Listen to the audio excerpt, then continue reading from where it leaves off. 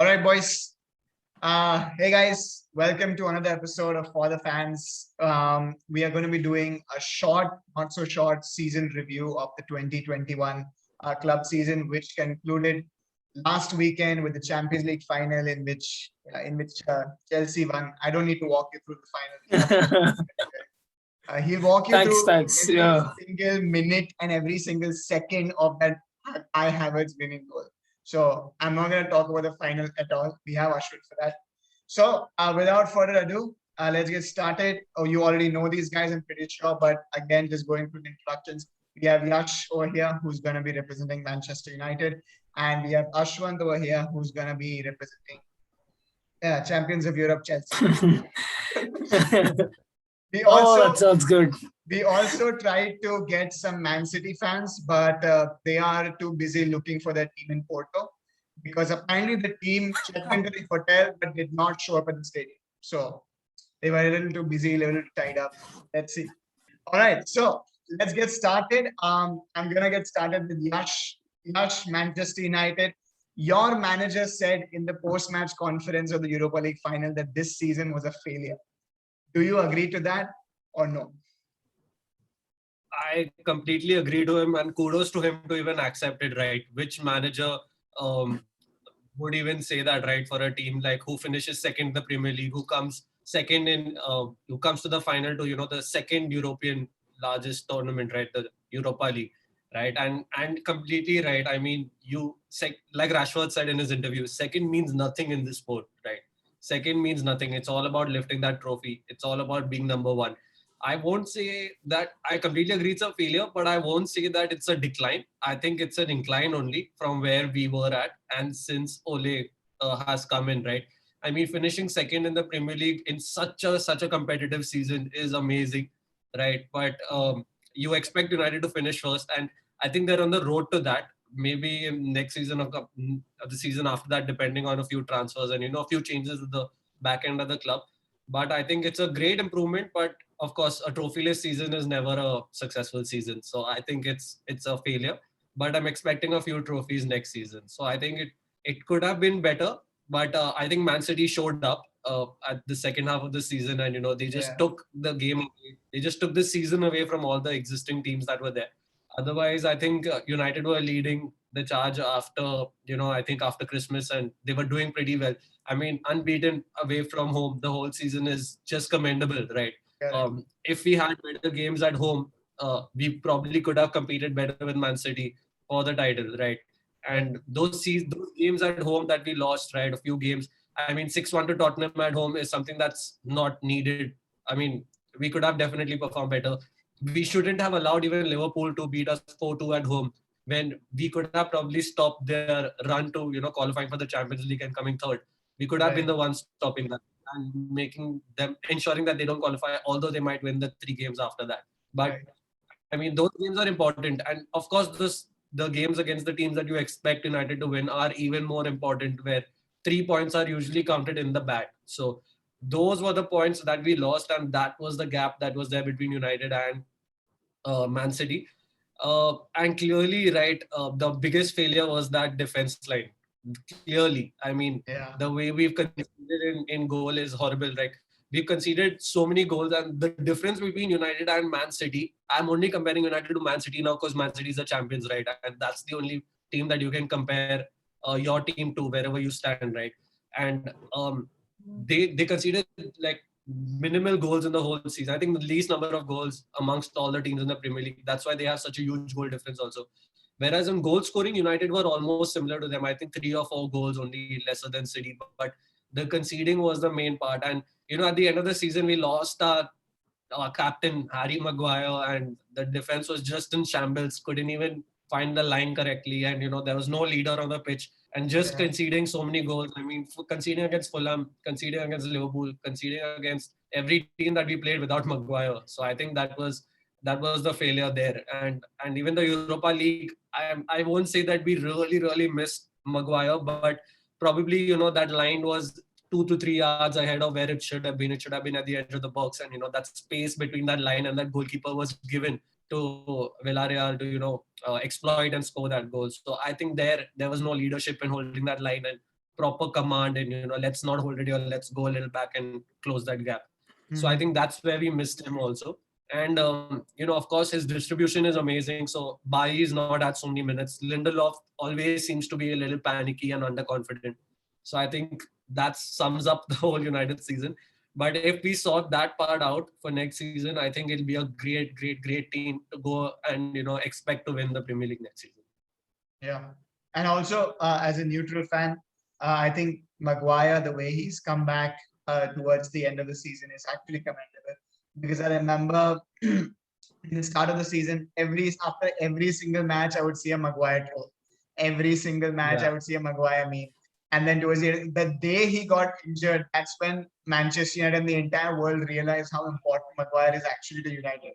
I think you guys conceded 3 goals in that match, right? The first match with Maguire didn't play in the Premier League. Yeah. So immediately you could just see that backline fall apart without him. And that's the impact of Maguire. That's why Southgate also has included Maguire in a squad, even though Maguire might miss out the first 1 or 2 matches in the Euros. So yeah, commendable, definitely commendable job from Maguire.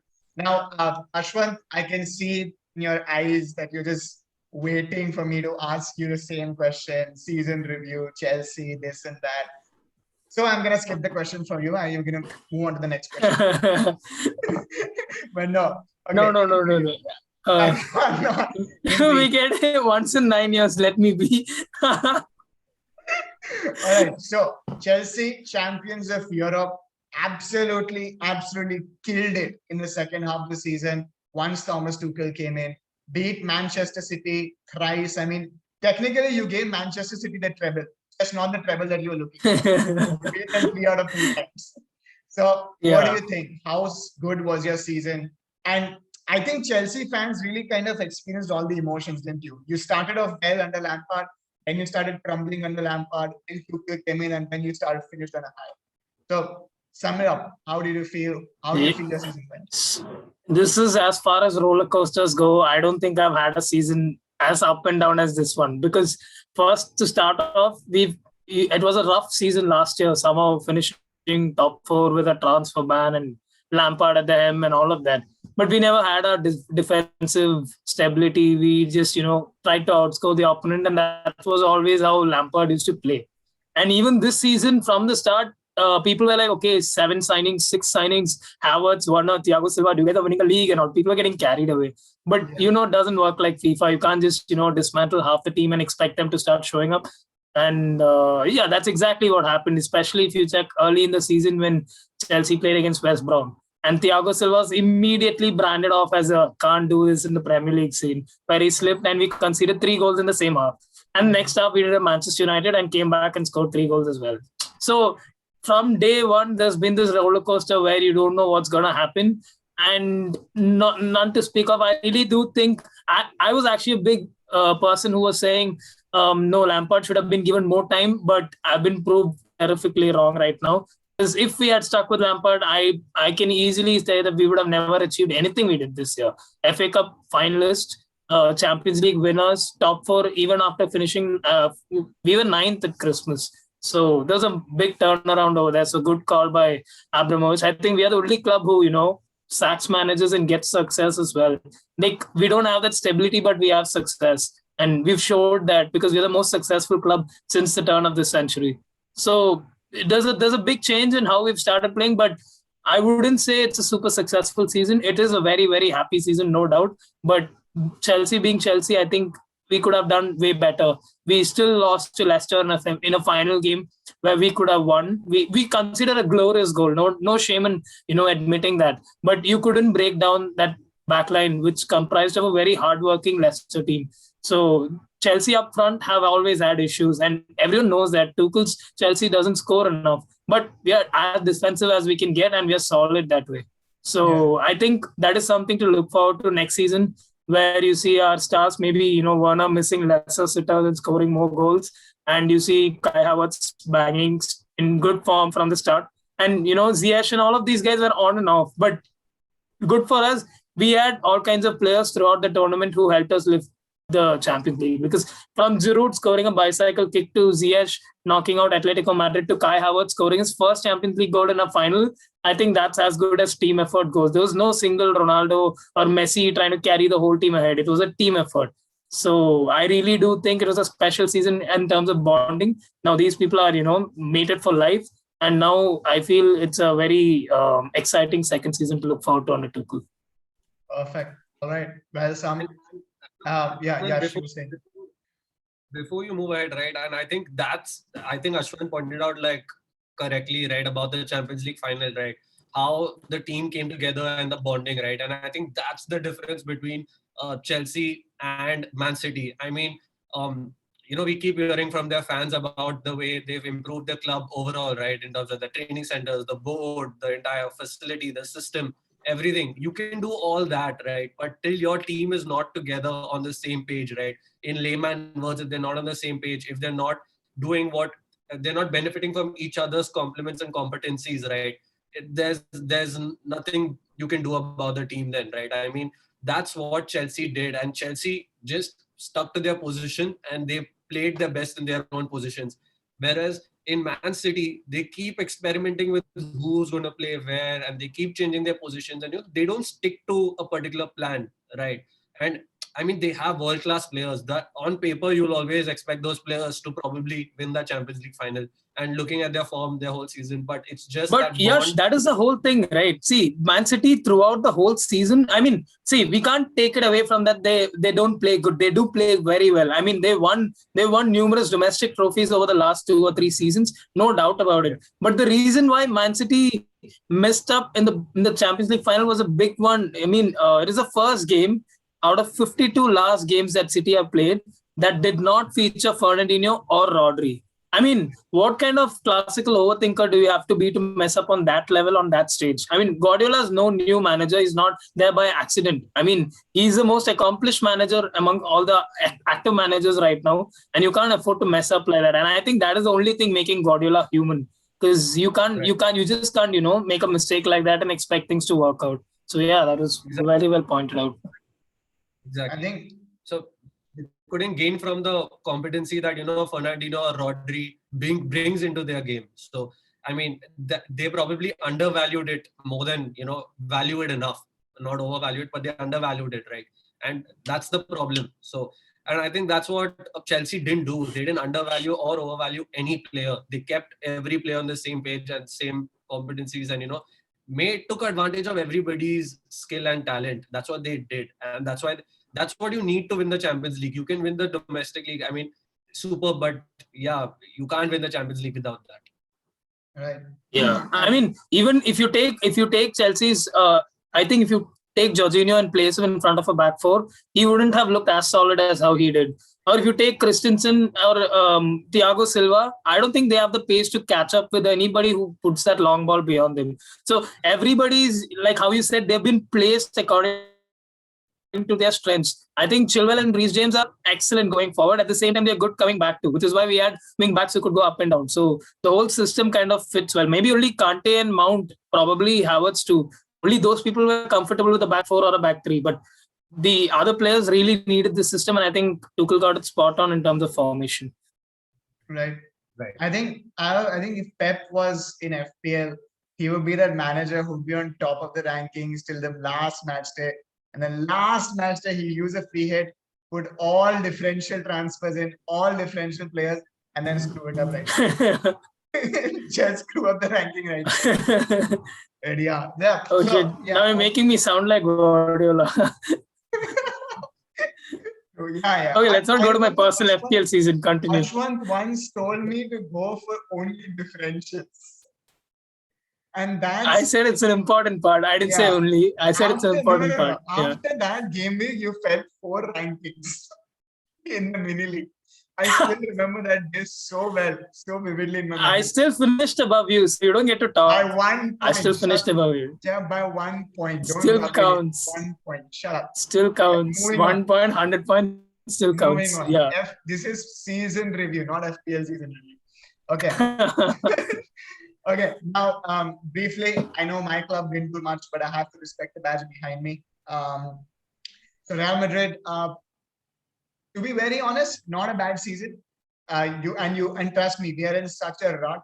You would never ever hear a Real Madrid fan saying that a season where we didn't win a single trophy was not a bad season. But that's the type of season that we actually had. The stadium renovations and the no fans really hit us hard. We had to sell a lot of players. We had to give out a lot of players on loan, and that's what came to bite us back. We had 59 injury incidents throughout the season.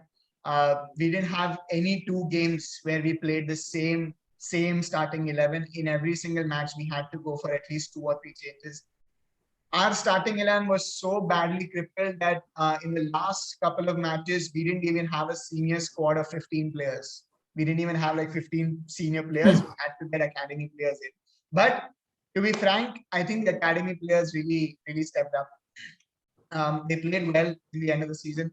And yeah, we did have a great season. If the La Liga title race went towards the end, till the very end, it was not because of us. It was because Atletico just screwed it up very badly in the second half of the season, because January they were 10 points ahead of us, and come last game week they were just 2 points ahead of us. So they really screwed up very bad.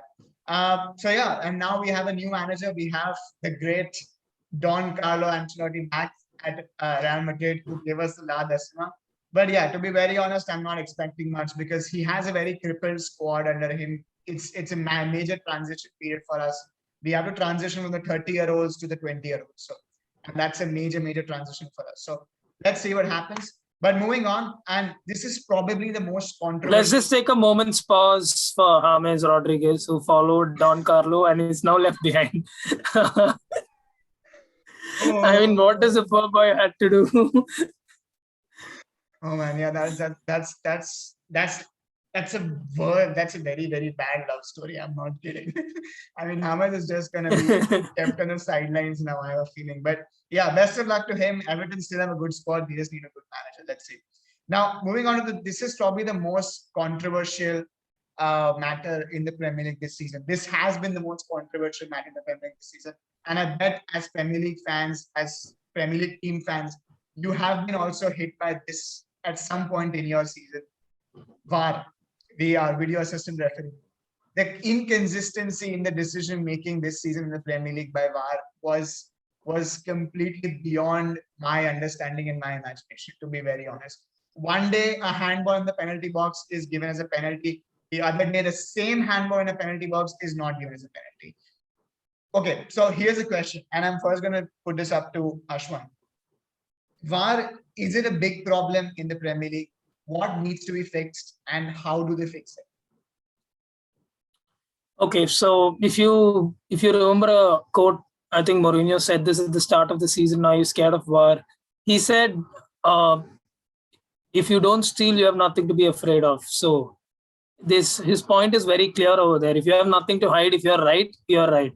And I do agree that VAR is always, trying to stop the momentum. It stops the fun. You can't celebrate a goal before VAR confirms it. And, it kills the vibe of the whole game because, we've been used to that. But in terms of following the rules and making sure we're sticking to the system, the execution is where Premier League has suffered the most. It's not the only league that's using VAR. La Liga has it. Champions League has it. Every other top league in Europe has it. But only Premier League seems to have this consistently coming out with blunders week in, week out. I think the idea is great, obviously, but the execution could be improved a little bit better. I think one way to improve that would be, when the VAR reviews going on, that time we could have what the referees are speaking, that could be heard instead of the commentary. So that the fans would know what is the reasoning behind it. So instead of just arguing between us, we could listen to what the referees are saying. There might be some actual facts which we didn't know in the original rule of book in terms of football. So it could help. It could also not help. But I think that's a positive step in the right direction so that next time the referees could be asked in terms of their reasoning. Yeah. And by the way, so if I'm not wrong, Manchester City finished as runners-up this season. If I'm not wrong, that Jose Mourinho quote you just said, if they're not wrong, they don't have anything to be afraid of. That was as a response to Manchester City not getting the ban on the Champions League from playing in the Champions League. I think that was it. And then so in short, Manchester City finished as runners-up, even though they shouldn't even have played this season in the Champions League, because for some reason, even though they were wrong, their ban got reduced to just a small sentence. And I can literally hear Niket right now commenting on this post, going all commenting, giving like 15, 16 comments on this post. But yeah, that's the truth. That's the reality. All right. So, Yash, a little different question for you. When Tottenham faced Manchester United for the second time in the Premier League, I think Cavani's goal was disallowed because Scott McTominay apparently hit Son Heung-min in the face. And when the referee was reviewing the decision, the commentator said that if this goal is disallowed, it will really put a question on the standards that the Premier League sets for itself. Do you agree that because of VAR, and if this continues into next season, the Premier League standards of viewing and the Premier League standard for fair football will actually fall, and that is what fans will think. So I have few point of views about VAR, right? So I completely agree, right? Like Premier League standards will fall, did fall in fact after that decision was given against United, right? Because Premier League is known as one of the most aggressive football leagues across the world, right? And that's what makes it a great league also, because football is not a no contact sport, right? It's not basketball where you touch somebody and it's a foul. It's not even like the NFL where you can just spear somebody and it's not like it's all okay. But it's a sport where contact is involved. It's a sport where you have to fight for that one ball on the field, right? And you have to do it legally. And what happened was completely legal, but because you go deep into it, watch it into slow-mo, there is a lot of things that you can see when you watch something in slow motion, right? And that's what breaks the standard of what you're talking about, right? About the Premier League. But about VAR overall, I think it's a good move, right? I think it's good, but not right now the way it's happening, because we complain about things that happen. Probably we complain about 3 things that have happened against our teams, or illegally or not right in a particular manner. But there are 10 other things that have happened right, like those offside goals which are right, which are probably not going to be given offside. They are in a large number compared to decisions that are not right. So I think that's a progressive model also. What I think what Ashwant suggested is great, right? Like the NFL does it also as a sport, where the referees talking to their assistant referees or watching it on the cameras and discussing the situation, and fans can hear it to know what actually is happening behind the system. And like you said, there are sometimes handballs given, sometimes not given, where they are similar in nature also. So fans are eager, and that's where we complain more. So if there's a proper guideline, if there's a proper procedure, if there's a standard protocol that is followed by these referees, then of course VAR has nothing wrong, right? There's nothing wrong in it. And I think it's also not really breaking the the spirit of the game at this point in time, because they do let the game go on.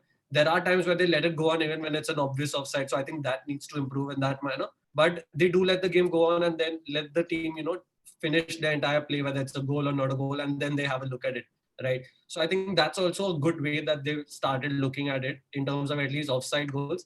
But I think what's Ashwant suggested, and what I'm also suggesting is, standard guideline and protocol that's shared publicly, that people know what's going to be followed and not followed, right? So that's something about VAR, and I think it's great. I don't think it's bad. I think it's good for the sport in terms of fairness also. But like I said earlier, there are 10 decisions that are given right, and we all agree to them, but there may be only 2 to 3 where we don't agree to it. So they just have to work towards diminishing that 2 to 3 decisions that fans don't agree to. Right. And also for our cricket fans, for ease of understanding, what Ashwant and Yash and collectively we are suggesting is exactly what happens in IPL, where you can hear the umpire and the third umpire conversating over when you're watching on TV. So that's exactly what we are suggesting we do over here. It doesn't happen in the Premier League, doesn't happen in any league, but yeah, that's what we are suggesting. Now, this is to Yash.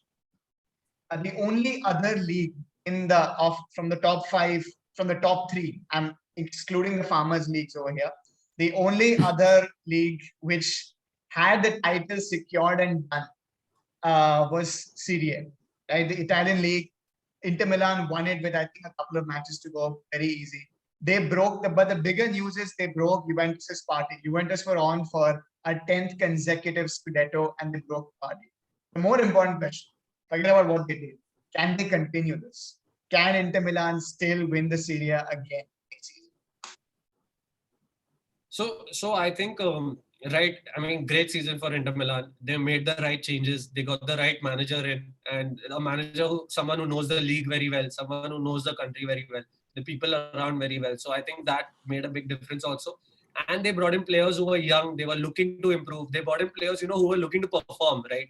They like Lukaku. He didn't do well in United. He was looking to perform and do well for himself also. So they had him. They bought Christian Eriksen, who was looking for a change. To show who he is. And that's a great move.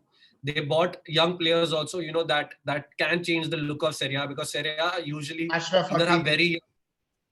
exactly, like they have either very young players or quite old players, right? And I think that's the difference between them and Juventus. Juventus have the star players, but they probably just didn't show up this season, right? And they just didn't have the drive and energy. I mean, in today's time, I am completely in for teams that have youthful, young, energetic players over players who have a lot more experience. You can have 2 to 3 players who have that, but you can't have 10 players on the field who have that, compared to 10 players who might have young and a lot more energy in them. So I think that's the difference. And about continuing, I don't think that will happen, to be honest, right? Because that manager, we are hearing about Lukaku probably leaving too. We just came about Ashraf Hakimi leave for PSG. So these are top players in Inter Milan that are probably, and their manager, that probably aren't, going to be there the next season. So that's going to be hard for them to recover from, because these were their top players. Whereas Juventus is going to come back hard and strong, and they have the top players, they have the people back, they know the league very well, they've done it before. It's just a hiccup for them. So I think you're going to come back and win the league next season. Yeah. Also, additional information for our fans. Inter Milan is sort of in a financial crisis, financial rut right now. The reason why they are having to sell most of their assets, they had to pay Antonio Conte also a certain amount of money to terminate his contract. There was also, and that's the reason, because of the financial crisis, there's talk of Lukaku leaving and Hakimi leaving, because they need funds to run the club. So yeah, that's a little brief. Now, Ashwan, this is on to you. I still remember every single time when we talked about the top 4 race, you brought it up before me that the La Liga title race is as close or even closer than the top 4 race. Now, the La Liga title is done and dusted. As I predicted, Atletico Madrid won it with a 2-point gap for Real Madrid. But do you think this can happen again next season? Well, for the sake of the Spanish giants, I should hope that it doesn't happen. But I think it's an excellent sign of how La Liga is picking up the pace. You're seeing Barcelona and Real Madrid aren't really, having their best years. Real Madrid dealing with their injuries and now a manager gone, aging squad, and Barcelona even more so with keeping their star player and underperforming results and all of that. So it was a good season for Atletico to come in and steal the show and show that they are the, at least the underdogs, at least to those 2 teams. But I feel this a title race like this, once more, it could be imminent because a couple of reasons, actually. I think it's going to be a very interesting, season for Real Madrid now. You're seeing Ancelotti come in, and it's very different to 2014. He used to employ a 4-4-2 system, and he doesn't have Ronaldo, Di Maria, and Isco right now. Correction, 4-3-3. BBC, Bale, Benzema, Cristiano, the 3 up front. So 4-3-3, yeah. So he used to employ a system where he could, call upon the likes of Ronaldo, Di Maria, Bale, and Isco, and Benzema. So it was a star-studded squad, and that is proper Galacticos. But if you look at Real Madrid now, it's like overweight Isco and Hazard and Vinicius shooting. It's just, it's not like he has a lot of work to do, basically. It's not beyond his reach, but it's going to take time. So I feel it's going to be another semi-transitional year for Real Madrid, maybe 1 or 2 cups, but you can't really see them dominating through the league. I don't foresee that. So it's a good time for Atletico to, do well in the transfer business and keep their competitive edge ready and give that push to Real Madrid. In terms of Barcelona, I feel they've gotten very smart early business down, but at the same time, they've gotten all 30 31, 32-year-old players into the squad. So this might be a good example of how Barcelona can be the new Juventus and, bringing in an age squad using free transfers and trying to win the league in that way. And they've got, I don't see Ronald Koeman as the manager who can, and as the master tactician who can win the La Liga against the likes of, others who've been there longer. Personally, never been a fan of his tactics. So yeah, it's going to be interesting to watch how this team is going to manage itself. Is it still going to be the manager, or is it going to change for Barcelona? Because they surely have a good squad to, go for the title. Especially because they brought in the likes of Aguero and Wijnaldum. So yeah, I think it's going to be a very interesting season in La Liga. At least not as close as this season, but surely we could see more surprises. We might not see Real and Barca finish in the top 3 for the first time, is what I'm trying to predict. Please no. That shouldn't happen. But yeah, okay. As a La Liga fan, anyone, I'm saying it. I'm not saying Real Madrid. I'm saying it's a good time for that not to happen. So yeah. Oh yeah. If you want to challenge Real Madrid or Barca, this is the season. That's what I'm saying.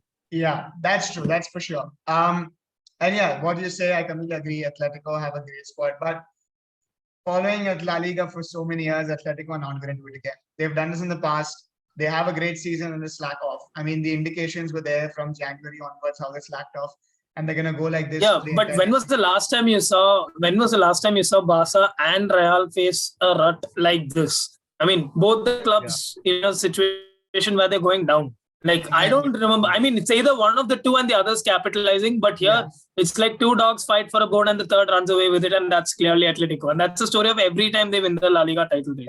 True. So this time, I feel, it's about how fast they get everything together. And yeah, I agree to that. But to that point, I think, and this really hurts. It really hurts. It really hurts to say this, but as of now, I think Barca are going to be favorites to win La Liga next season because they have. If I had to rate the defense on a scale of 1 to 10, I would give it a 1.5. But if I had to rate the attack on a scale of 1 to 10, it would be a 13 on 10, easy. Because they have one of the world's best attackers over there. So it's just, if you want to beat Barca next season, it's going to be a matter of outscoring Barca. And unfortunately, since La Liga is not as competitive as the Premier League, there are only 2 teams in the entire league who can outscore Barca. Right. So overall, what it's going to be, it seems like unless Real Madrid do some very smart business in the transfer market, it seems like Barca are going in with a squad that's going to score a lot of goals, which they did last season. Barca were the team that scored the most number of goals in La Liga last season. Now they've added Aguero, Migi, Depay also to it, and they even have Eric Garcia coming in at the back. It seems like Barca are walking into a new season with a very, very strong title. And they know that at the end of next season, Messi again enters the last year of his contract. Because as of now, the talks are going on only for an extension of till 2023. So they know that they need to win. Koeman also, he'll know that this is his job on the line. He doesn't win the title, Xavi comes in next season and replaces him. Because even this season, Laporta is trying everything to get Xavi in, but he's just not coming. Right? So I have a feeling Barca are going to win. But, that's just predictions. That's future. Let's just see what happens. Moving on, and this is a question mainly for Yash because I really enjoyed when Yash talks about his rivals. The Liverpool, they had a pathetic season, but obviously they had a lot of injuries. I mean, their centre back position was, I think, cursed this season, literally. But do you think that the fairy tale is over for Liverpool, or is it just a hiccup? No, so I won't say it's either. Right, because they showed their class at the end of the season, right? I mean, last 5 games were the games for them to probably just win all 5, and that's how they could make it a successful a season that they could save from dumping themselves into the ground. But right, that's what they did, and that's what they're good at. And probably they scored 2 or more goals in all 5 games, right? And considered only 3 in them, and 3 clean sheets out of it. So I think that's commendable of them, but you can't be relying on one defender again. It's the same thing like what United did, right? United relied on someone like a Harry Maguire, and that's where they fell out, and Harry Maguire injured and out. Van Dijk, the whole season out means Liverpool were out the whole season. They were not even competing for any trophy, I think, the whole season. So it's like you can't be relying on that one player. And they've tried to sort out that centre-back issue, right? With Fabinho playing there earlier, with, They brought Oblak also to play in there earlier, and now they have their two of their youngest probably defenders playing that centre back position. So I think that's going to be a place that Klopp would look to fill or find backups to Van Dijk, with great power and great experience coming in. And I think once he does that, that team still looks strong. And if they hold on to someone like Mohamed Salah and Mane and Firmino up top, they don't look any different from they did last season at the end of the season. Of course, Firmino only showed up at the end of the season. So I don't think it's a hiccup, nor do I think it's just it's like the fall or decline for them. I think they're still going to compete for the title next season onwards, and they're going to be back in the Champions League next season with great power. So Klopp is not someone who's going to give up. So I don't think that Liverpool are something that we don't need to worry about. So they're a team that's coming in with a lot more force and a lot more to win for. So it's going to be great for them. Especially when you've heard words from Van Dijk saying, "I'm skipping the Euros to work on my fitness." I mean, he could have easily played it. He could have easily risked it, but he's put Liverpool ahead of his country. So you're going to see a Van Dijk that is resurgent and ready for redemption. And Pickford should pray that he doesn't walk in front of Van Dijk again. So if we see that side of Van Dijk, there might be a few bans coming in. But yeah, Liverpool really look exciting for next season. In terms of Konate, they brought in a nice centre back who's flexible too. He can play a right back or a centre back. So it's nice to see that they've gotten that business done. It's not like he's a proven defender. He's good. He's got mad potential, but that's always how Liverpool's been. They don't go for established stars. They go to unpolished shoes and polish them to its perfection. So I think it's going to be an interesting season for them. Ashwin, That's what Klopp has done, right? And that's what Klopp has done, right? He's bought in players who are not stars. He's bought in players who have the capability and the capacity to become stars. And he bought Mohamed Salah when Mohamed Salah was dumped, from the Premier League. After he was dumped in the Premier League, he showed something in the Italian league. Even Mane, for that matter, was probably their only star. Jota was, upcoming player, so he bought him in and, showed how great he is. And, I'm a defender myself, right? And I played all positions, right? As a player, I played all positions. I played striker, right wing, center midfield, left wing, right back, left back, center back, and at times goalkeeper also. And I think the most vital position, not as, an athlete on the field, but a team player, is that center back role. Because after the goalkeeper, the centre back is the one who can see the entire field with their peripheral vision. Okay? Yeah. And they are the ones who can command. I mean, the goalkeeper is behind there and he can tell the centre back what to do. But if he's not able to do that, right, there are many goalkeepers who are not able to do that. But there has to be a centre back who is able to communicate the right way to all the players in front of him, right? So I think that's also a very vital position. And, if a team lacks that in their defense line, they're not going to do anything the whole season or, in any game. So I think that's where Liverpool fell, and that's where they're going to definitely work on next season. And I mean, it's commendable for Van Dijk to not work on the national team and, take the time off and work on his fitness. But I don't think I would have done that personally. And because I always would have put my national team first, because at the end of the day, when you're an athlete, as a child, you're always wanting to play for your clubs, but the desired goal is to play for your country. Right. Yeah. And be there for your country in the main leagues, right, that you're playing, in the top competitions that you're playing. And they only come like once in 2 years, right? The Euros and then the World Cup. So I think that's not great, but commendable for him and Klopp that he's going to get his best defender back in form next season. Yeah, true. And yeah, so one thing, again, extra information, off the top, let's assume City, Chelsea, and Liverpool are going to be the three teams vying for the title. Sorry, Yash, but I don't think you read it still there. But let's say these three are the top three teams that are going to be vying for the title. City, Liverpool, between these three, have got the upper hand because they're going to have the most rested starting 11 players in comparison to Chelsea and Man City. I mean, Chelsea, to the extent they're going to even have their bench playing in the Euros. So as the new season starts, Liverpool are going to have an upper hand over there. And if the Premier League schedule, which comes in the next couple of days, if the Premier League schedule also kind of favors Liverpool, I think it's going to be City and Chelsea chasing Liverpool at the top of the table in the beginning of the season, and then maybe Liverpool slack off. I don't know. Let's see. But Ashwin, while they're chasing, there's going to be a Manchester United slipping in right in the middle of all of them. You had to. Actually, Atman, I really don't think it's going to be only Chelsea and Man City. This is definitely going to be United. It's hard to write it off because see, we're still in June. It's only very early right now. So a couple of signings, and I know how United are with Jadon Sancho. Maybe it's over, 1 million this side, 1 million that side, but it never gets done. But we don't know that this season because they might be desperate and they're definitely hurt after the Europa League final. I think one thing in football is people do those knee-jerk reactions. As a human being, be it a fan or you're a board member, you're definitely going to have those knee-jerk reactions. So I feel United could have those, shrewd signings coming up, and they could also be very well in the mix for this. And in terms of having a rested squad, it's definitely a big plus. You can work together as a team and have your tactics set in place, your good preseason, all of that is good.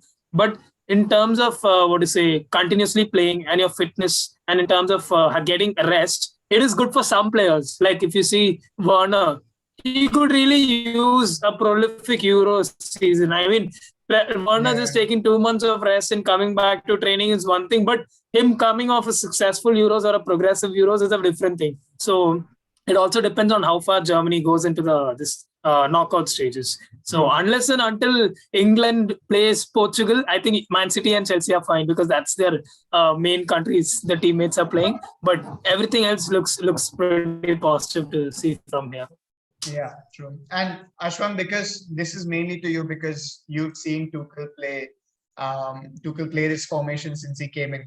With Liverpool signing Konate on already having Matip, Van Dijk, Joe Gomez, and now even Nat Phillips in that same position, do you think Liverpool will shift to transitionally and slowly shift to 3-4-1-2 or 3-4-3 going forward in the next year, or 3-4-2-1 going into next season?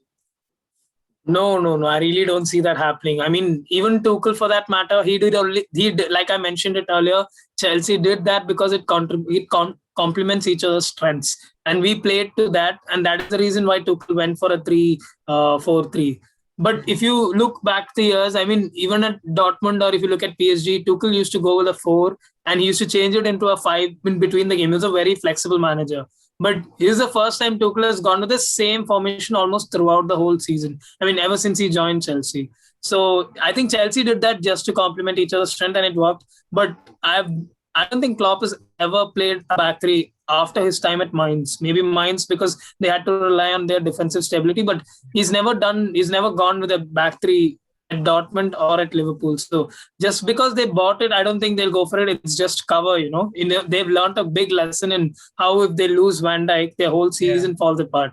So it's just defensive cover, and it's good to have 4 or 5 centre backs competing with each other and, keeping that competitive edge with them ready. I really don't think Liverpool's going to go to a back three. It's still going to be their classic 4-3-3. It's all about how they want to, tweak some of their system, because it's now become predictable about how Liverpool press high and one long ball and their defense, breaks apart. So it's about a little tweak here and there. Maybe that's the thing what Liverpool needs to be working on right now. All right, fair enough. Completely fair enough. All right, so now this was season review. Now comes to the award ceremony of sorts. We don't have any awards here, but still. Okay, manager, first of all, let's start off with, I think, as an injury-ridden season, I think the most commendable job this season has to go to the managers. The way they've managed their squads this season, all the managers, be it anybody, the way they manage the squads this season. The first up, manager of the season. I hope you guys have your answers ready because I have my answer right in front of me on my phone. So you made that category up just so that you can give it a Zidane, right? Yeah, exactly. Just so I can give like a proper. You wanted some answer. Real Madrid representation. No, I wouldn't. See, this season is such where I can't be biased. It's not even like I don't want to be. I just can't be. What would I even brag about, right? So it's just a very very extraordinary, abnormal season for us. But yeah, manager of the season.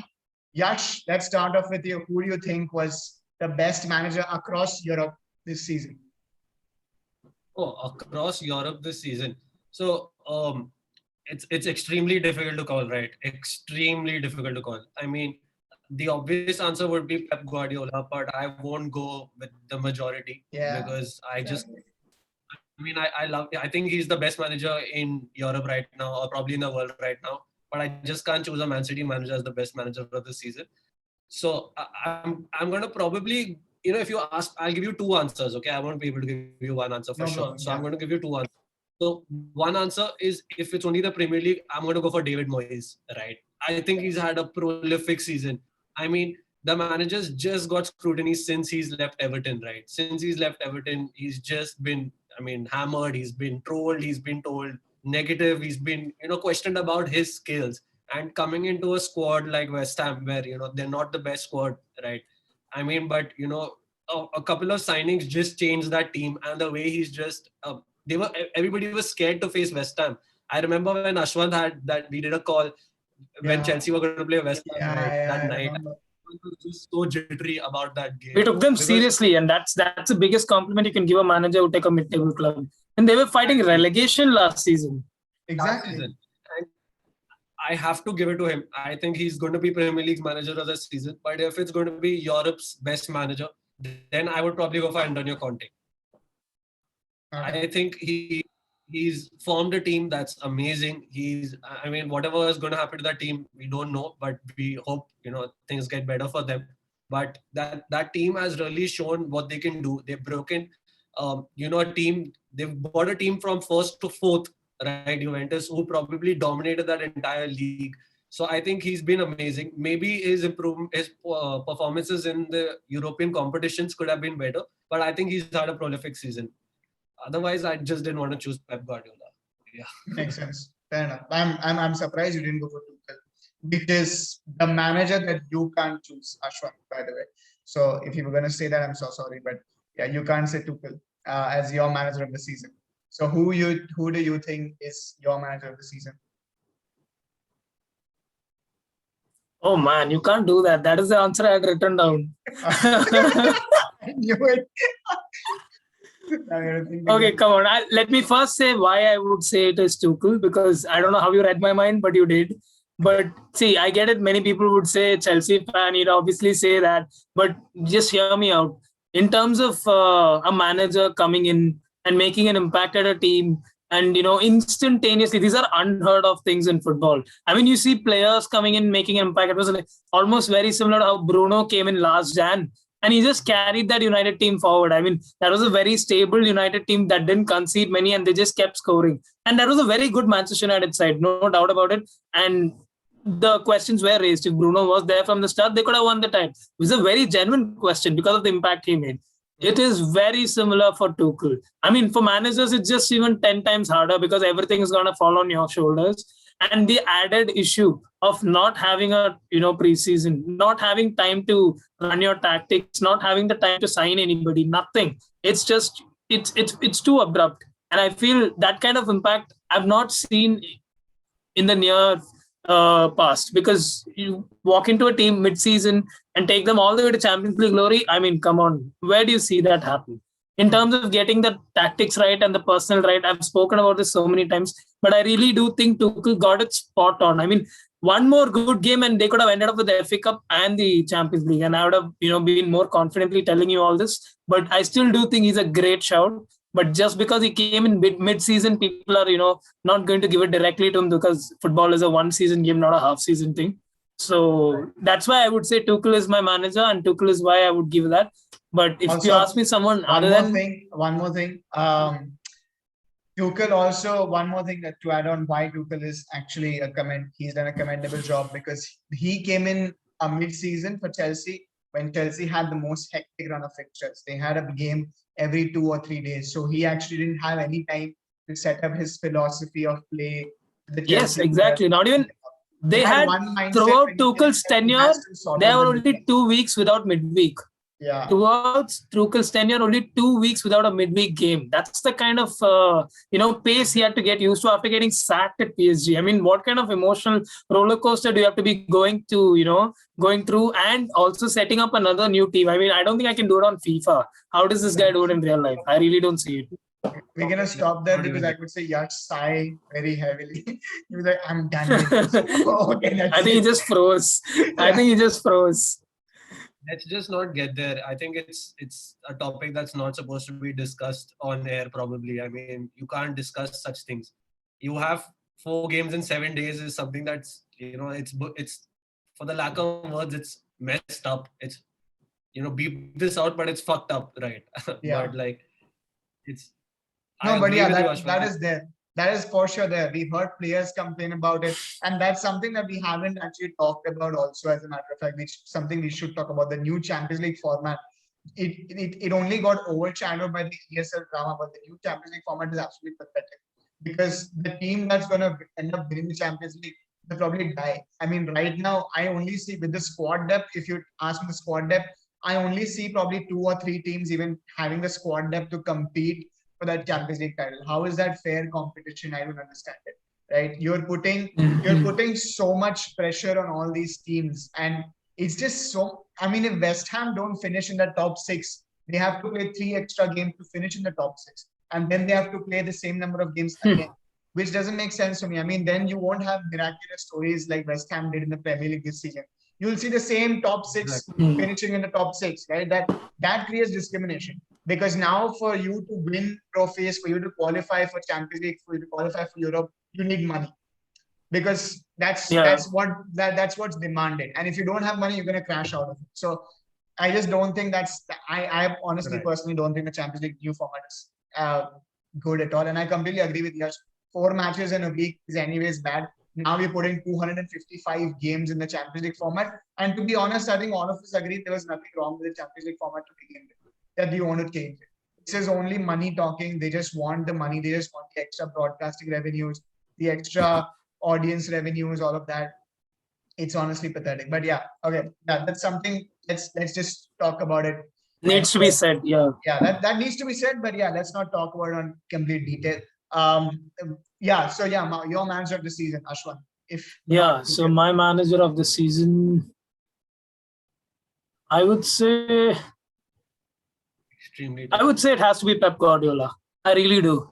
I mean, as much as I think they messed up in the Champions League final, I really do think it has to be Pep Guardiola. I mean, I can't shy away from this. One good game, and we could have been talking about Man City in a different light altogether. Yeah. We can't put this down, but I would say it's Pep Guardiola because the man, he's human after all. The kind of stick he's receiving right now, you need to look at it from a bigger picture. I mean, he's got to learn his lesson. It's been 5 years. Come on, there are people learning lessons faster than that. But Guardiola really needs to, this is only because he forced me not to say Tuchel, by the way. But if you ask me somebody else, and I would have gone for Moyes too, but he took that. So yeah, I really have to give it to someone who's won the League Cup and the Premier League and reached the Champions League final. Come on, dude. Got to give some kind of recognition. So yeah, I would really say it would have been Guardiola, but he could have, he needs to pick up and learn his lessons better now.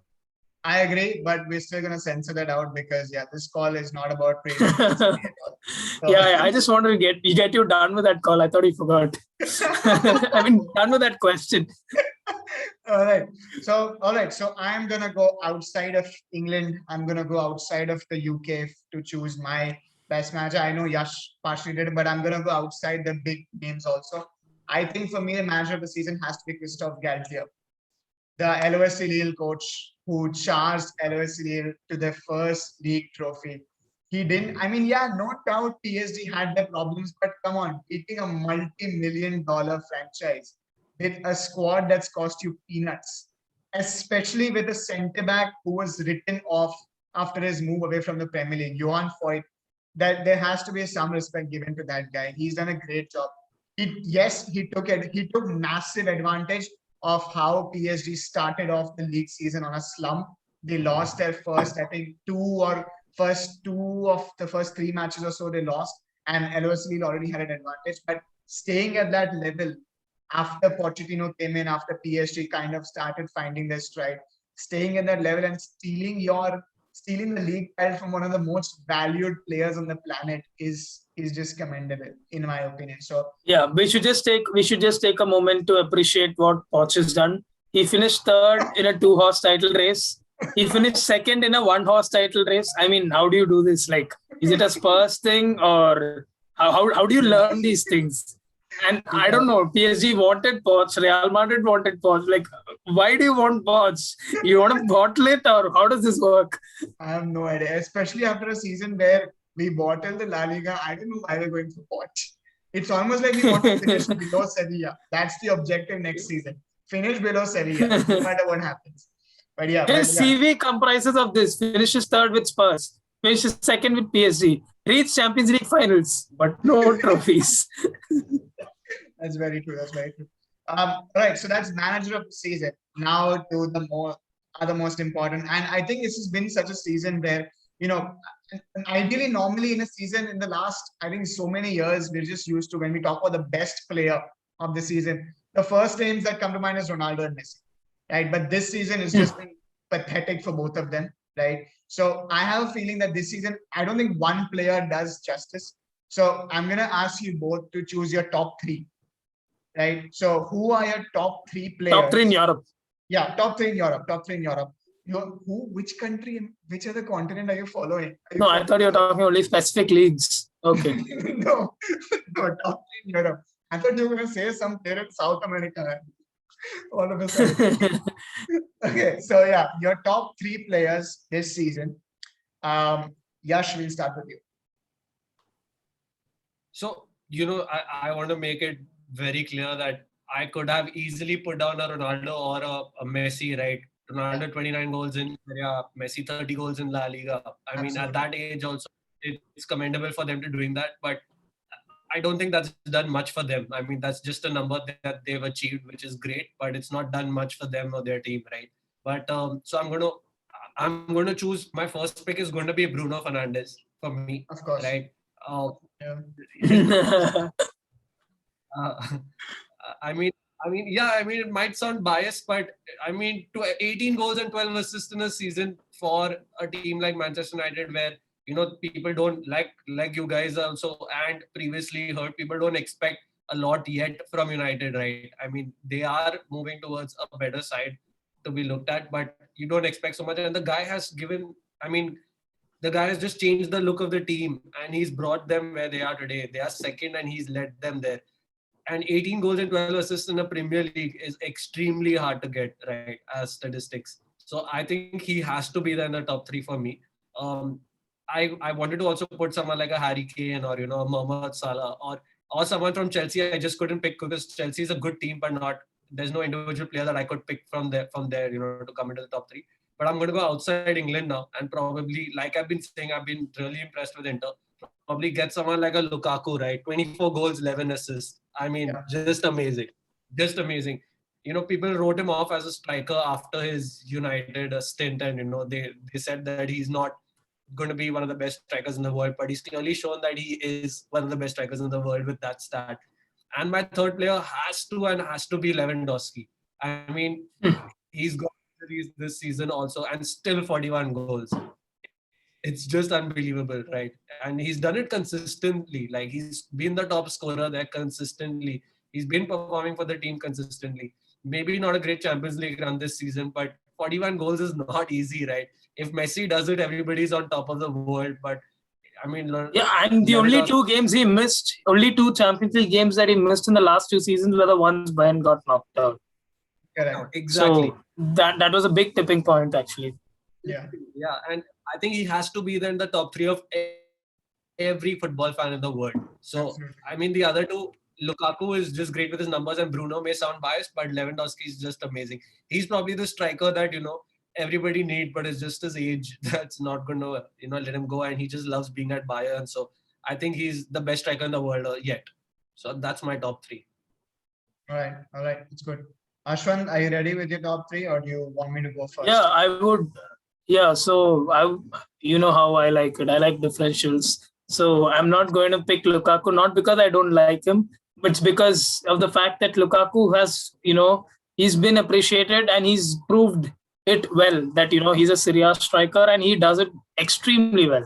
I mean, last season was already prolific with him, especially with his, strike partner, Lautaro Martinez. But this season, it's difficult to replicate form when everybody knows you're the guy to target. And in spite of it, he lives up to his name. So Lukaku definitely deserves a big shout. But in terms of my top three, it would probably be Lewandowski, as Yash said. I'm on that guy is probably been the most prolific goal scorer in the last 5 seasons after Ronaldo and Messi. I mean, this is a conversation we've been having for years and years. How he left Dortmund, went to Bayern, and just started firing, and that was the right move for him. And it just clicked from that point, and he's won everything Bayern had to win at that point of time. So it's good for him that he broke a record which nobody thought would be broken in a long time.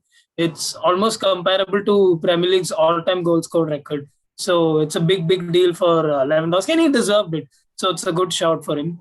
My second player would be someone who didn't win any trophies this year, but is at a tipping point like what Lewandowski was, Harry Kane. I mean, Harry Kane is at that stage in his life where he does everything right. He's a leading assist maker, Golden Boot winner. I mean, name the personal trophy, he's done it. I mean, as a striker, that's the max you can do. You can't get a Golden Glove for that.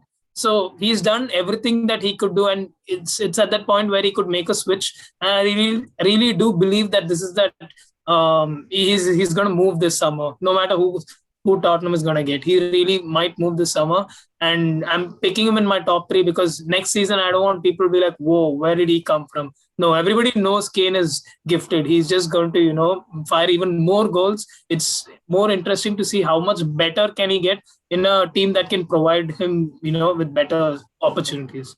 And my third one would be N'Golo Kante. I mean, come on, this guy has been ruthless. I don't know how. I know, like I said, Chelsea plays as a team, but if I had to pick one individual, it would have been N'Golo Kante. He does all these invisible things like sweeping up tackles, reading the whole game, and just 3 man of the match games, like semi-final first leg, semi-final second leg, and final. This is like a Ronaldo kind of a statistic, winning man of the match, in all these big games together. And we played against Real Madrid, we played against Atletico, we played against Manchester City, and we played against a very resolute FC Porto. But he played only one game in that. But he's been so pivotal in Chelsea's run to the Champions League, and there would have been numerous times where we would have missed Kante and we could have not probably won the trophy. So if there was one player who deserves it more than everybody else, if I have to pick, it'll be N'Golo Kante. I mean, that man is just, he's won everything you've got to name. I think the Euros is the only thing left for him. But if he wins the Euros with France this year, I think he's a great shout for the Ballon d'Or. He's definitely going to make the top three, I feel. So, he should be in my top three. Yeah. Just to defend my picks here, right? Like, I completely agree with Ashwant. Kane, amazing, but I just didn't pick him probably because his team finished 7th, and that's not probably a top 3 European team player can be. That's my opinion. Why I didn't pick him. But I had 2 other names that I wanted to give a shout out to, and one was Kante for everything that Ashwant said, right? And the 2 names is actually Kante and Ruben Diaz. And the only reasons why we cannot probably put them in there is because for midfielders like them and defenders like them, it's impossible to get those statistics to back them up to put them there, right?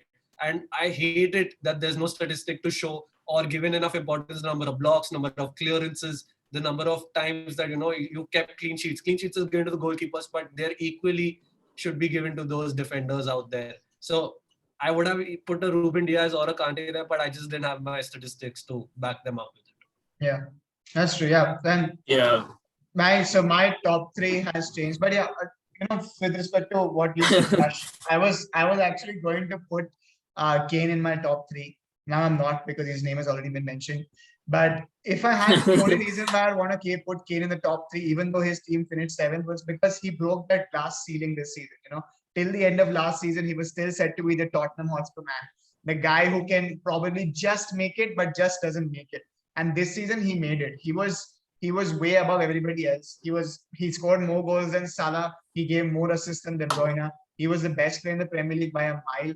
He has improved so much that we are comparing him to Robert Lewandowski, who won a Champions League, who won everything last season, everything that he could win. We are literally comparing him to that level. And I think he's right now, after Messi, I think he's right now the best number 10 in the world, in my opinion. But So my top three has changed a lot after what I heard from you guys because I wanted to change it. I wanted to omit Lewandowski, but the season that he's had, you just can't omit him. So he would definitely be my best player, number one this year for sure. Robert Lewandowski breaking that Gerd Muller record, getting 41 insane goals. I mean, I remember us doing that post mid-season where everybody was talking about Salah, Kane, Lukaku, and one fine morning I was just checking my phone, just checking the top five league stats, and Lewandowski was flying. Lewandowski was in some other league. Everybody was in the 20s. Lewandowski had already crossed 36. And it has to be noted, Bundesliga has only 18 teams. You don't play 38 games. You play only 34 games. So you do 41 goals in 34. That's an insane number of goals. So Precisely. So I think that this season, the Lewandowski has had is amazing. Second, I would, because this has to be unbiased, so I'm going to put second as Messi. He hasn't had a great overall season, but he made up for it in 2021 because, it annoys me when I wake up the next morning, I see Madrid win 1-0 and then I see Barca win 5-0. And then I see Messi assist, Messi goal. He's just phenomenal. He runs the show at Barca, literally. He does everything at Barca. So what he's done Great at Barca since great to see a person with a Real Madrid background there talk about Lionel Messi. Yeah, exactly.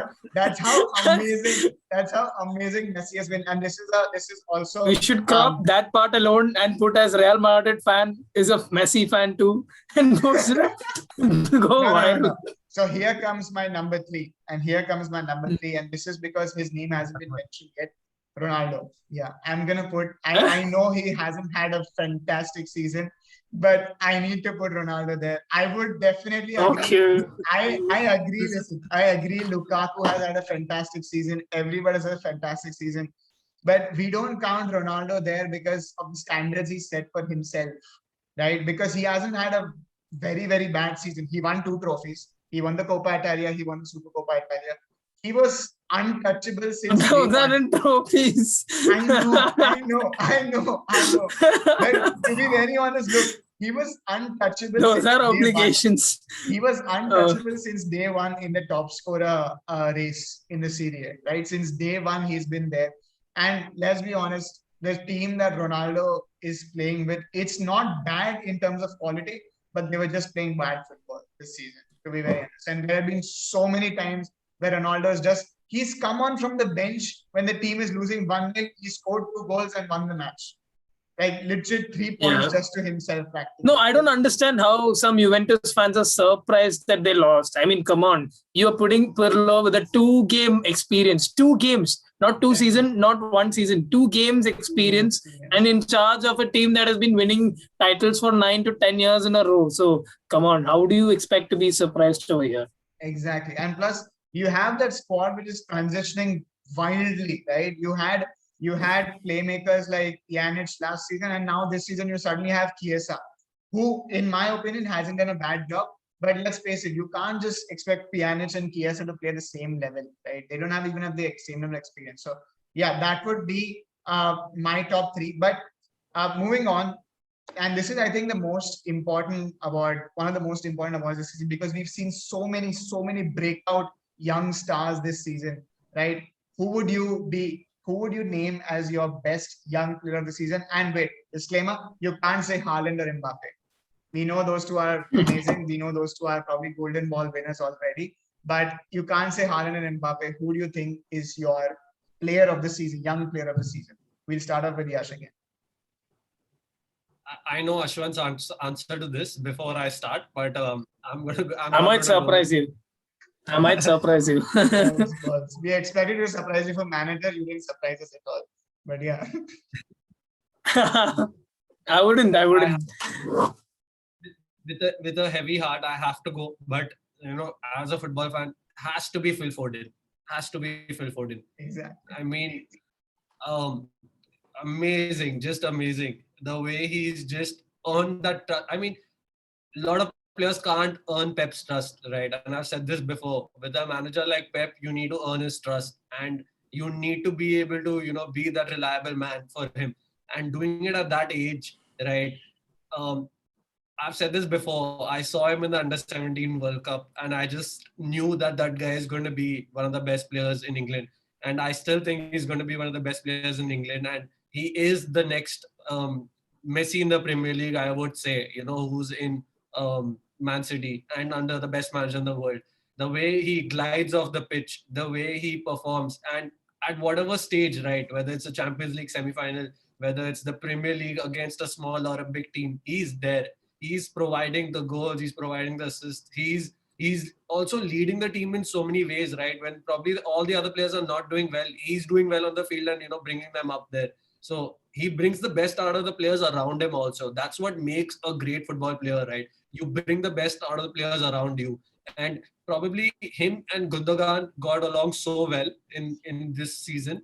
That's also why probably Gundogan has been the top scorer for City, right? And Phil Foden is young. That's why he's probably not got those number of games in that any other player in that position would have gotten. But he's just the next big thing. Yeah, absolutely agree with you. Yeah, for sure. Okay, who's yours, Ashwin? Surprises. Go ahead. Don't say Mason Mount. Oh, I just knew. Come on. No. This was a very, very clear answer. I mean, I didn't even have to prepare for this. It has to be Ruben Diaz. I mean, we keep forgetting. We think that he's a 25-year-old or 28-year-old. He's playing with experience beyond his years. He's a 23-year-old. Exactly. So like I said, in terms of making impact at a club right after coming in, Ruben Diaz is just transformed City to another dimension. Like we mentioned earlier, City is considered the least goals, and he's played. I think he's missed only one game or 2 games under Pep Guardiola all season. And Guardiola had the title wrapped up with 3 or 4 games to spare. So if you're not victim to the Pep roulette, and if you're the starting defender every week, and you're the man who's leading the whole defense in terms of shape, then you've done something right. And all of this in a debut season. We had Nathan Ake to compete with. I mean, Ake is not probably as good as Diaz, but before the season started, we would have been like, okay, Ake might start because he's got Premier League experience and pedigree with Bournemouth. But Ruben Diaz is just a 23-year-old centre-back coming in from Benfica, not even a top 5 league. So I would say he's surprised us all in terms of, his ability to command the back line. And any player who can get the best out of John Stones is a good player, man. Come on. Yeah. So you need to have to give that credit for Ruben Diaz. And no, I won't shy away from Mason Mount. He deserves a great shout. I mean, come on, dude. He's also 23. So it's such a brilliant season for him in terms of, picking up after branded as Lampard's son, then Southgate's son. Now he's Tuchel's son. I don't know how many fathers he's going to have like that. But if you keep going on like this, Mason Mount is just going to keep proving you wrong and wrong again and again. I mean, he's not a Phil Foden who's just showing you ability on the ball. He's about trying to bring the best in the other players, like how Yash has said.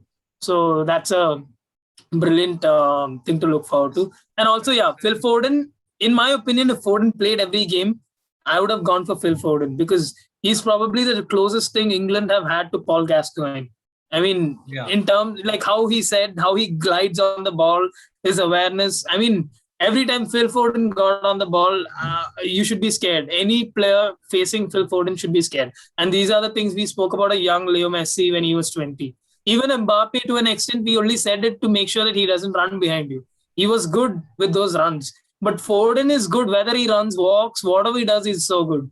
So we've got a big start to look forward to in the coming seasons. And I really, really believe Foden's going to be a huge part to Man City. Rightfully going to inherit Aguero's number 10 jersey. Correct. Yeah. So, I agree. Phil Foden, Greenwood, Mount, everybody has been absolutely amazing. But I want to kind of go a little bit under the radar players, except for the big names who have come up. And I think you have to mention Achraf Hakimi because literally Conte has been vocal about the Hakimi impact at Inter Milan, right? Last season, he kept saying this, that I need players who can legit charge down the lines like a steamroller. And that's what Hakimi has done this season. He has provided goals. He scored goals. He's assisted goals. He's kept clean sheets. And he had Bastoni behind him. I mean, there's no offense to Bastoni, but Bastoni is like John Stones just a couple of years ago. Yeah. He's very unreliable, extremely unreliable. I have seen Bastoni literally pass the ball to Ronaldo and say, please go ahead, score the winning goal. This is the semi-final. I want you to win, right? So he had Bastoni behind him, and still Hakimi did really, really well. And I said this, if you remember last year when we were doing the summer transfer review, I said this right there, that selling Hakimi is a big mistake. He is a huge talent. I think he's one of the best upcoming right backs in the world. And selling him is a massive, massive mistake. And it's come back to bite us because he's gone to Inter. Conte has been vocal about his impact so many times. Every single Italian journalist has been vocal about the Hakimi impact that's come on to Inter. So yeah, I would say Hakimi, because just like Ruben Diaz, first season, foreign country, foreign language, everything unknown practically, and you've had such a big impact. Isn't this Hakimi's second season? No. Real Dortmund Inter. Okay. Hakimi's first season over here. Yeah. 40 million euros transfer from Real to Inter. So yeah. Yeah, Hakimi- you guys. Yeah. Inter had Ashley Young playing right wing back. That's why they didn't win last Exactly. year. Yeah. Besides, now Young is still there. Young sometimes plays in the left wing back. He plays. Okay. Yeah. So that's that. Okay. So this is best young players, and keeping this kind of story going on, we have to talk about a few of the amazing comebacks that we've seen this season, which is John Stones one, and second one Jesse Lingard. So first of all, Jesse Lingard, Yash, I want you to just give a little bit of it because he's your player. He's coming back to the club next season. I think he's coming back to the club next season. How happy are you? How proud are you? Do you actually want him back in the club, or do you want to stay in West Ham? See, I really love Jesse Lingard, right? From day one, I think he's been a United man, and I think he's stayed loyal to the club. He's been there for the club when they need him, and I think he's really great, but he just couldn't fit into a lot of plans, and I think rightfully he couldn't, right? And I was really happy to see him go on loan to West Ham, and especially to that West Ham side, who overall the team had been very proactive and very energetic to win or move ahead from what they were last season. And he was a key part of it. I mean, what a performance, right? From Jan to now, I think in FPL he was probably one of the most picked players from Jan to now, and I think he's got like great amount of goals, assists, everything that's required from that attacking midfielder, right? Yes. I mean, what do you expect? Very sorry, one thing over here. I have to take Ashwan's case over here. The guy who keeps talking about differentials didn't have Jesse Lingard for the first 3 double-digit returns that Lingard gave. I'm not kidding you on this.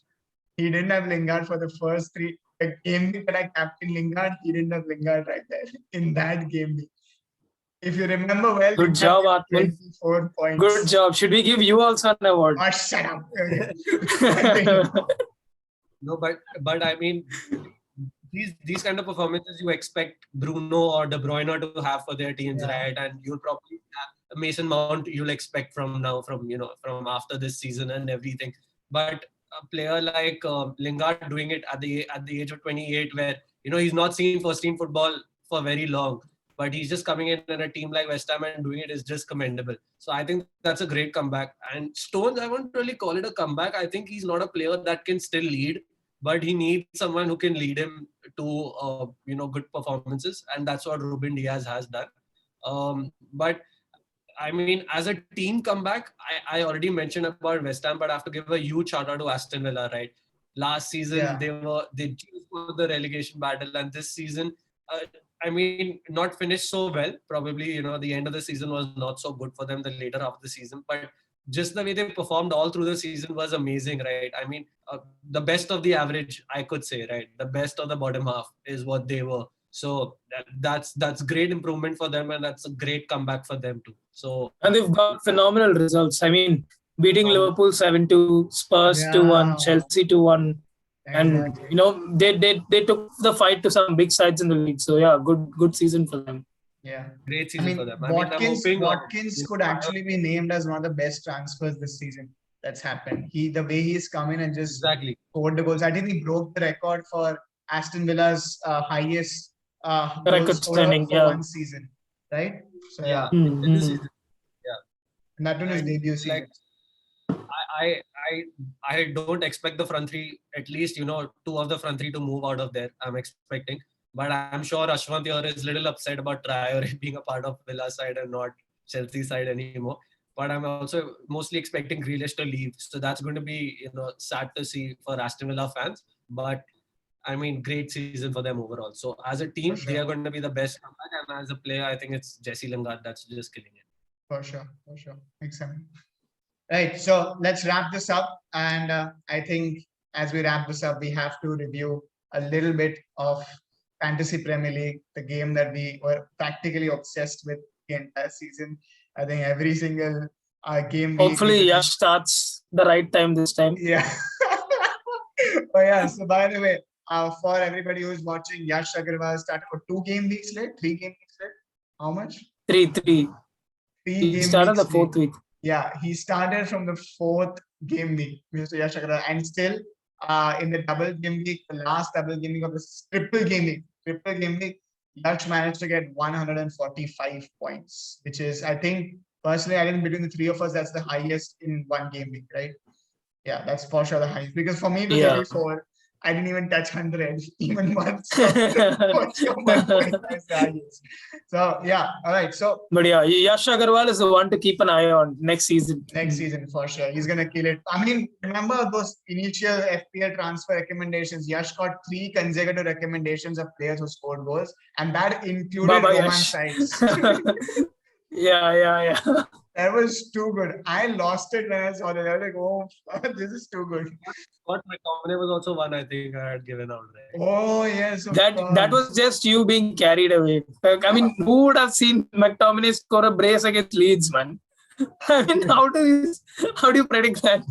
Yeah, there's no way you can predict that anyway. But yeah. So first till date, the entire season, not till date, the entire season. I said till date because for Yash and me, they're just starting. But Ashwant, what, 5 years, 5 seasons, 6 seasons, 6-7 years now.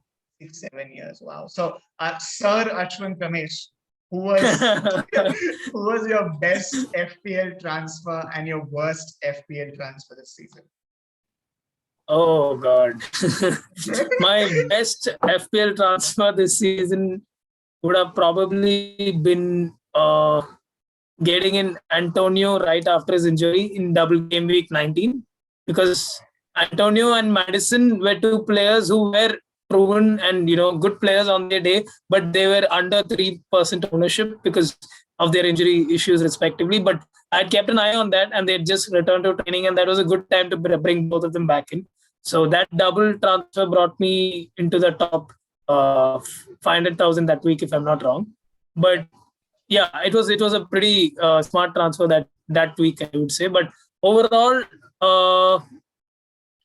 in terms of the worst transfer this season would have been, I had Dele Alli in game week 1. Does that count? I mean, I wanted to go for Son, but I couldn't afford. Then I'm like, chalo, TK, we'll go for Dele Alli. He might start. And I went for Dele Alli. It was a very rash.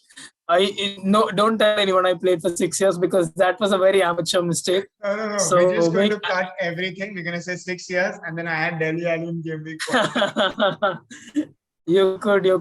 I mean, come on. If Pep Guardiola could learn that not starting Fernandinho is going to cost his Champions League, why can't I learn this now? True. So True. Right. I give you that. There's a second chance for everyone. Yeah. Right, So I so- would say Dele Alli would have been my blunder. For sure. Accepted. Yash Agarwal, 3 game weeks lesser played, but still best and worst transfer. So I think the best transfer for me has to be Bruno Fernandes, right? I mean, the highest number of points, most captain picks. I mean, just amazing. He's the player that I wouldn't probably remove my whole season in this particular season. He's the most reliable player on that field, on that FPL team for me. So I think this says it for himself. But the worst transfer, I mean, with the heavy heart, I'll have to say it is probably Pogba, right? A lot of people expected him to be, one of those players that probably get good number of points, because he'd probably be given clean sheet points, he'd probably be given assist points, goal points, and bonus points in one game, right? You expect that from a player like him, right? So that's probably the worst transfer that I would have made this season. Only 90 points through the season. I mean, it's not something that's expected out of him. So Yeah. that's my two for me, the best and worst. Both from United, but yeah, Got it. that's how you. So for me, best and worst, and I'm not kidding you, you can archive this because this will never ever be said again.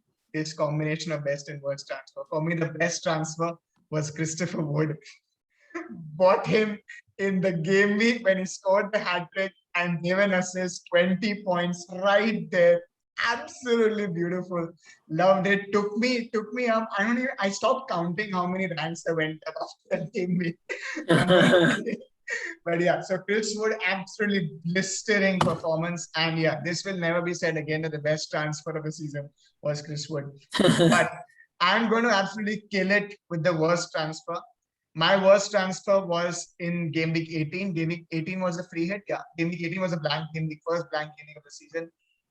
Used free hit and captained Raheem Sterling. The guy didn't start. The guy didn't start, and he came on in the second half and he missed a penalty. Oh my god! That's probably the worst. I mean, I didn't think Dele Alli could be topped, but hello, Athman Shah. I'm telling you, I'm always on the extremes. Best transfer, Chris Wood, hat trick and assist. Worst transfer, Sterling doesn't start and misses the penalty. -1 becomes -2 because I captained him. Punishment for captaining Sterling. I don't think I got a minus this season, but yeah, I think maybe once if I'm not wrong. But You started at minus, so it doesn't matter. No, like as Yeah, that's true. I think Ashwin got minus at cancel, right? Yeah, I got for cancel. I had Rudiger with 9 points on the bench, but what to do? I had Rudiger with 9 points on the bench. Then I had Lingard with 7 points right behind him on the bench. Excellent. So we'll move on to our next season. We'll improve our reviews, guys. Yeah, for sure. All right, boys. Thanks a lot for your time today. It was actually amazing speaking to you. And let's start off next season on a much better note. And let's focus on our FPL because yeah, we need to. All right, guys. See you. Good night. Bye-bye. yeah.